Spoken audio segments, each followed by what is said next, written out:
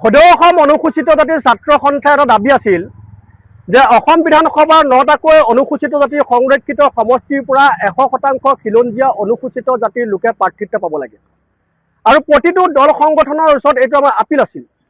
কিন্তু আমি শেহতীয়াকৈ দেখা পালোঁ যে অসম গণ পৰিষদে অনুসূচিত জাতিটোক ভেঙুচালি কৰিছে, অপমান কৰিছে আৰু লগতে অনুসূচিত জাতিৰ ৰাজনৈতিক অধিকাৰ খৰ্ব কৰিবৰ কাৰণে উঠি পৰি লাগিছে।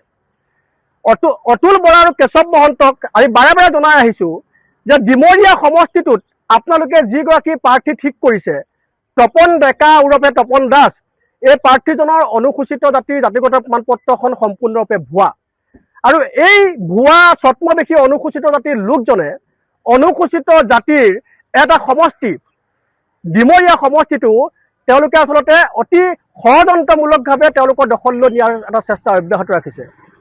আমি পুনৰবাৰ অসমবাসী ৰাইজক জনাব খুজিছোঁ, তপন দাস নহয়, তপন ডেকা, তেওঁৰ অৰিজিনেল নাম তপন ডেকা। এফিডেভিট কৰি তেখেতৰ নামটো তপন দাস কৰা হৈছে। তেখেত এজন অ' বি চি মানুহ আৰু তেখেতৰ ওচৰত OBC চাৰ্টিফিকেট ইতিমধ্যে মজুত আছে। তেখেতৰ বিৰুদ্ধে CBI গোচৰ চলি আছে। তেখেতৰ বিৰুদ্ধে বিভিন্ন দল সংগঠনে বিভিন্ন ধৰণৰ আচলতে মানে কাৰ্যসূচী ইতিমধ্যে লৈছে আৰু বিভিন্ন ধৰণে স্মাৰক পত্ৰ বিভাগীয় কৰ্তৃপক্ষসমূহলৈ প্ৰেৰণ কৰিছে। অতুল বৰা আৰু কেশৱ মহন্তকো প্ৰেৰণ কৰিছে।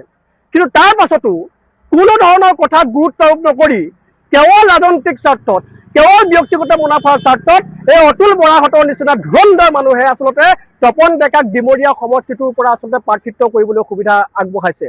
আমি অনুসূচিত জাতিৰ ছাত্ৰ সন্থাই এটা কথা স্পষ্ট কৰি কওঁ যে অহা 12 তাৰিখৰ ভিতৰত তপন দাস ওৰফে তপন ডেকা নামৰ এই ব্যক্তিজনৰ যদি প্ৰাৰ্থিত্ব তেওঁলোকে যদি বাতিল নকৰে ডিমৰীয়া সমষ্টিৰ পৰা, অনুসূচিত জাতিৰ সংৰক্ষিত সমষ্টিৰ পৰা, তেতিয়াহ'লে কিন্তু অসম গণ পৰিষদে ইয়াৰ ফল ভোগ কৰিব লাগিব। আমি অতুল বৰাৰ যি আচলতে গৃহ আছে সেই গৃহ আমি ঘেৰাও কৰিম, ডিমৰীয়া সমষ্টিত আমি হুলস্থুল কৰিম আৰু তাৰ কাৰণে কিন্তু দায়ী হ'ব অসম গণ পৰিষদ।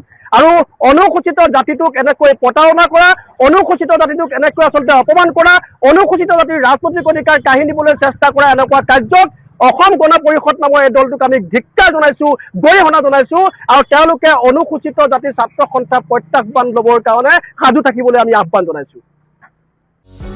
যিকোনো খবৰৰ বাবে যোগাযোগ কৰক আমাৰ এই নম্বৰত 9181 307 221।